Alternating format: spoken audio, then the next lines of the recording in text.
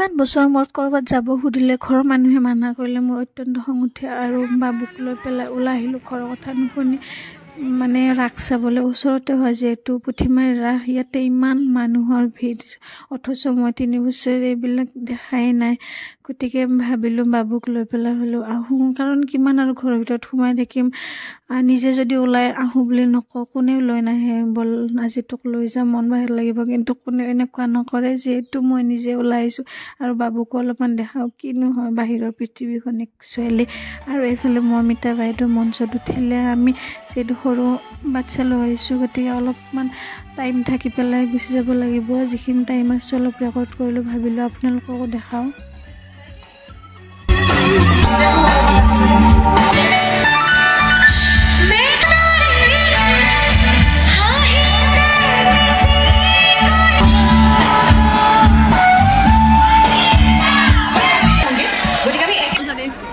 আৰু এখন ফুলাম কামচৰে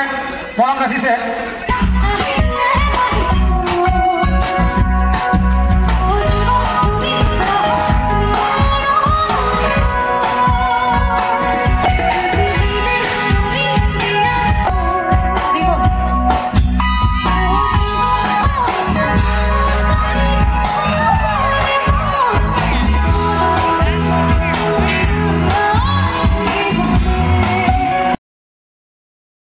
মানুহৰ যথেষ্ট ভিৰ হৈছে মমিতা বাইদেউক চাবলৈ আমিও চালোঁ ভালে লাগিল আৰু এটা কথা ক'ব লাগিব যে জুবিন দাৰ গান গোটেইকেইটা গাইছে যদিও দাদাৰ দৰে ফিলিংছ কোনেও আনি দিব নোৱাৰে এইটো সত্য আৰু মই লাষ্টবাৰৰ বাবে জুবিন দাক